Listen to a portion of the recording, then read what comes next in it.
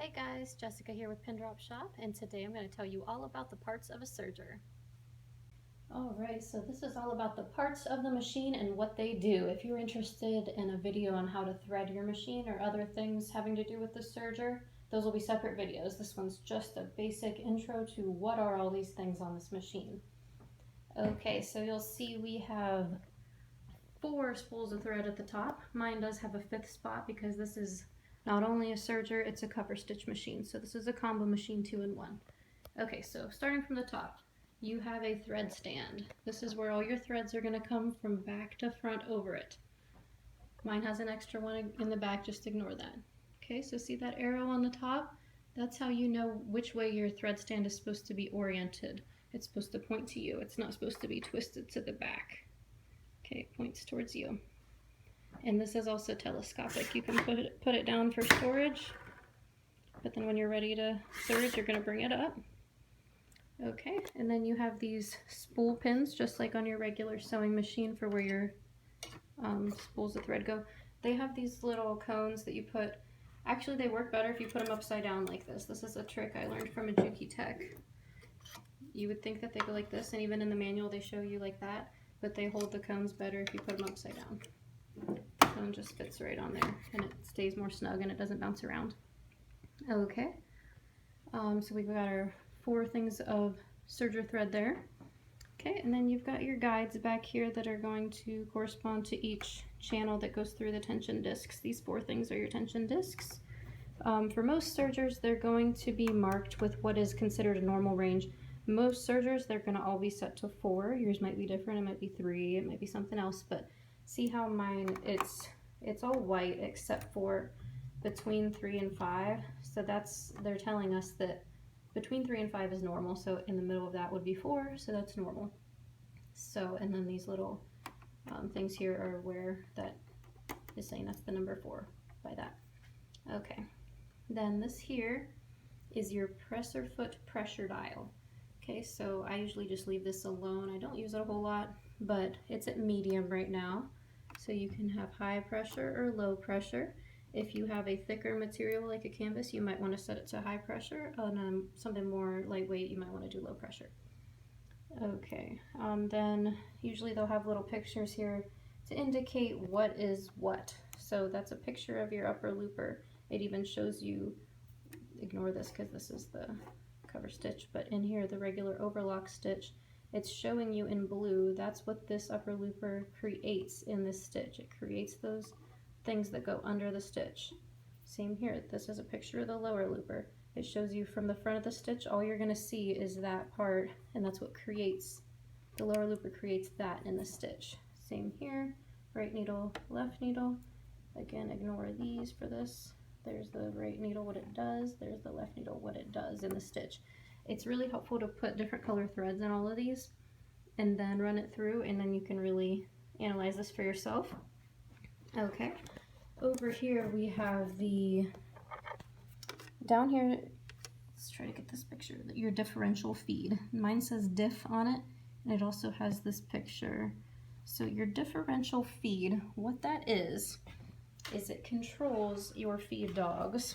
If we look over here, you will see, unlike your regular sewing machine, your serger has 2 sets of feed dogs.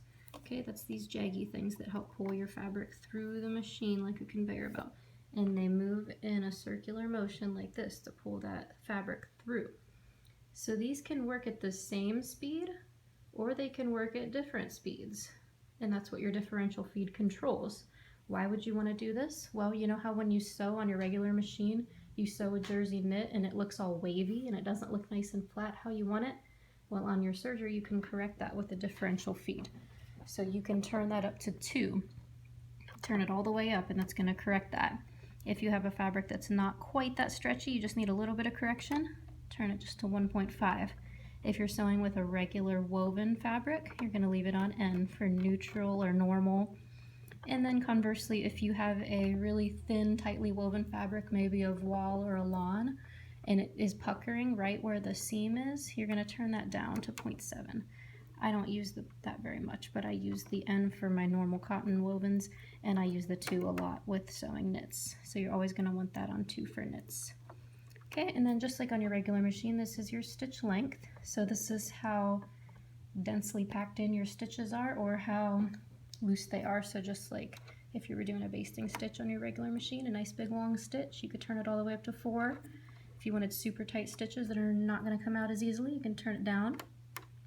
And they give us a little dash in between 2 and 3 to let us know that that's the normal. That's where normal is. Okay, now here on the front, some machines don't have this, but this is a waste collector.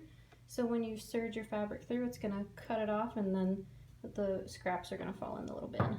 Okay, so that just comes off. Now we're going to open the door here. So mine has a little arrow to show you just pull it over. Before we do that, let's look here at the seam allowance guides. So it's tough to get exact with these because your fabric's down here and these are sideways, but you know, it helps. It's better than nothing. So here's where you would line up your fabric. Mine's in both centimeters and inches to use the seam allowance just like on your regular machine, but I don't really think that's that accurate. If you need accuracy, you could mark it with a pencil on your fabric and that would be better. Okay, so I'm going to pull my door to the right and open it out. And we're going to look inside. Now there's usually a little map of how to thread this whole thing. This will also be in your manual, so very convenient in case you forget. Some of them have what they call onboard storage, so little spots to put all your tools. Mine came with a brush and a tool to insert needles. It also usually comes with tweezers to help you with threading. Comes with a little baby screwdriver here to put needles in and out. This is a 2-thread converter, which I hardly ever use. This is a little needle threader. Okay, so then next we have our blade. So here's your blade. It works with this other blade here to work like a scissors to make the fabric cut off. So you can have that there and you can also disengage it. So to disengage mine, I push right here and then I twist backwards. So twist it backwards, and then I also have this lever here I can pull forward and push it up to get it really out of the way. Okay, so I'm going to turn the wheel towards me so all these parts can come out and you can see them. Okay, so we have upper looper and lower looper. Remember from up here we've got upper looper, which is the one that points to the left. There's my upper looper, you can see it. And there's my lower looper. I also have a third looper because this is a combo machine, so you won't have that unless you have a combo machine too. So this is for my chain for my other way that I use this machine. So we've got upper looper and lower looper right there. Okay, if you want to oil your machine, it'll usually tell you on your little directions, but on almost all the machines it's going to have a little kind of elbow joint here at the bottom. You're going to put 1 drop there, and then you're going to have this part where this shaft goes through this. That's another point of metal on metal, and you're going to put 1 drop there. Okay, and here, speaking of the blade, we have this dial. Okay, so this can be turned to make, see that blade moving inward? You can make it move outward too. And that's going to change how much of the fabric gets cut off. We can talk more about that in another video and why you would do that and when. Here's your stitch finger. See that little metal thing right there?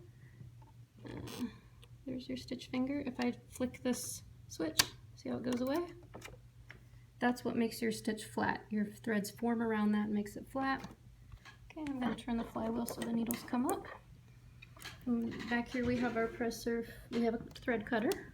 Presser foot lever just like normal. I'll put that down.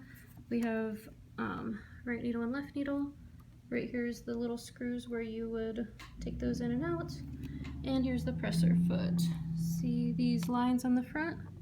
That's where those 2 needles are going to hit down. Ignore these 3, they're for my cover stitch.